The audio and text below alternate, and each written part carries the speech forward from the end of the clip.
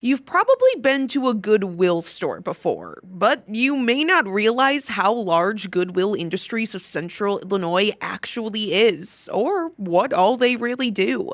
On today's Postmark Peoria, Steve Tarter interviews Don Johnson, the CEO of the Central Illinois Goodwill Organization. We have 11 stores. We have Shop Goodwill online, so that's 12. We now have 23 buildings. 23 buildings. Now, how long have you been with Goodwill, Don? I've been doing things for the 8th time. Doesn't seem like 8 years because, Steve, you and I got together probably in my 3rd year. Yeah, as of the paper, Things have changed. And, Patty Fox, who was the legendary CEO before me, was there almost 30 years, and she set the standard. She and I are still good friends. She still lives locally, and we still have coffee. But, I think in business, when you look at our 23 buildings that are all over, when you look at our territory, right, our territory almost goes up to Joliet, just outside of Joliet. We have buildings in Shanahan, Manuka. I have a store in Morris. Our number one store is in Peru in our market. We almost go to the Quad Cities, but not quite. That's controlled by Iowa City. And then down to Macomb, probably our most beautiful stores in Macomb. Really? And then that state highway almost all the way to Rantoul minus Bloomington, McLean County. I know I was amazed when I was on the paper and went over to the warehouse, and I don't know if you still use that in East Peoria? Oh, yeah. The size of that place and all the clothes that you probably get from all these outlets that you don't sell, that are shipped out. It's an amazing size operation. Yeah, right now I probably have between $1.5 to $2 million in value there. Wow. But we have 4 box trucks that leave every morning to all of our buildings. Now, a lot of those buildings that we added over the years were what we call attended donation centers. Because in these smaller communities, if you're not in a convenient mindset for people, when they have the van loaded up tomorrow morning, the mother of 3 or whatever you're not going to get her donations. She's not going to drive 25 miles to do that. She will drive 3, 4, or 5 miles. Right. So we have increased our donations with the buildings and strategies that we've had in place by probably 120,000 per year. So we've grown from when Patty retired, we were a $13.1 million organization. This year, we're kind of starting to inch towards 20 million with plans of getting to 22 million in the next 2 years with some of the newer buildings, which I'll talk about a little bit later. We actually did a groundbreaking yesterday. And so it's constant, that growth market, that we're in to get all the recycling in and out of Central Illinois that we can. But getting back to the warehouse, that's really our logistics center. You want to take a guess how many loads of apparel, and I'll say this with apparel and textiles, which we trade, kind of on the stock exchange, is when you look at textiles, how many loads do you think we do a month? To give you an idea. And of all the Goodwills in the country, there's 155. We rank about 115th in size.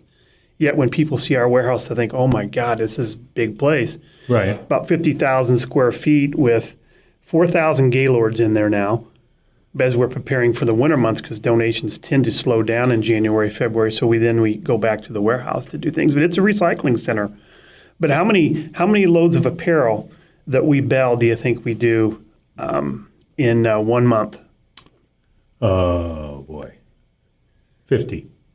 7 semi-loads. So, my goodness. 7 total semi-loads, thousands of pounds. And I think, too, what people don't understand about us is with quality and quality checks to our shoppers is they expect no difference. They want quality. They want new product on the floor every 15 minutes. And 75% of what people donate to us never makes it on the showroom floor of a store.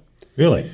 Counting apparel. And so I think in America right now or anywhere in the world, nobody should be throwing any type of apparel away because the fibers have value. Clothes have value, not just in the country, but also across the world. And I think Central Illinois is catching on to that nothing really should be thrown away. I always say, why don't you just donate to us and let us decide for you? Mm-hmm. So, but the trick of the trade is the value of that 25% on the showroom floor is kind of how we've grown. But we've also significantly increased our donations and our presence in the Central Illinois market. But we're also looking at new opportunities all the time. But when you have 75%, it's not all 75% that goes to landfill. That would be a gigantic mistake by us. But I think of that 75%, what value do we pinch out of everything that has a different market? Right. Metals, cardboard, textiles, apparels, coats, purses, boots, on and on, belts. It just goes on and on to what we recycle every day. And I think, too, down the road, getting more, looking at probably glass is kind of a problem right now in our country. Mm-hmm. But a bigger problem is even plastics. Oh, yeah. It's just all over the world, and I wish state and federal government would step in more. We converted years ago to get away from the plastic bags. Those are the plastic bags you always see wind blown against a fence. Mm-hmm. We did away with those several years ago. So we invest into more shopping bags that you see at Kroger that people are used to taking and keeping in their car. We've done that to be more environmentally sound. But I think when you look at everything that we do and the size of the warehouse to the trucks leaving this morning at 6:30 in the morning and bringing recycles back every day, makes us probably one of the largest recyclers in downstate Illinois. It really does. Don, have you noticed, and maybe this is ongoing, we've had inflation now in this country and around the world, I guess, for a number of years since the pandemic. Has that picked up people looking for bargains at Goodwill? Have you noticed an uptick in shopping at your centers? Oh, yeah. When you look at, the factors driving inflation, I think when you look at the economies of scale, when people feel, they have to start penny pinching, I think those were at times where we see foot traffic, we see revenue, we see a lot of things go up in our stores during downturns. And we've seen that now for a while, but we keep pushing that envelope to do donor loyalty program. I think people look and would rather find that $2.99 value that in a regular store is very gently worn or not worn at all. It still has a tag on it that they're paying $20 for somewhere else. Right. I think people are honestly looking for those bargains and those gems. We have people that I see in the stores that are just great hobbyists. They just look for that gold mine.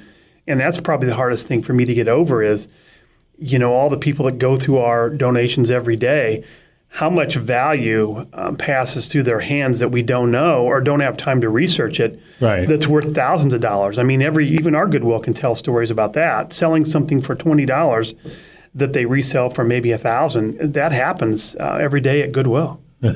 Well, it can happen because we don't know whether it's a toy trinket or some little, I won't say plastic thing, but something that now somebody's collecting on a regular basis. Yeah, I think when you look at our online store, Shop Goodwill, and if I ever took you over there to look at what we have posted online, shopgoodwill.com, and you can look at for Peoria, Goodwill Industries of Central Illinois to find out what we post. But every Goodwill across the country posts on there.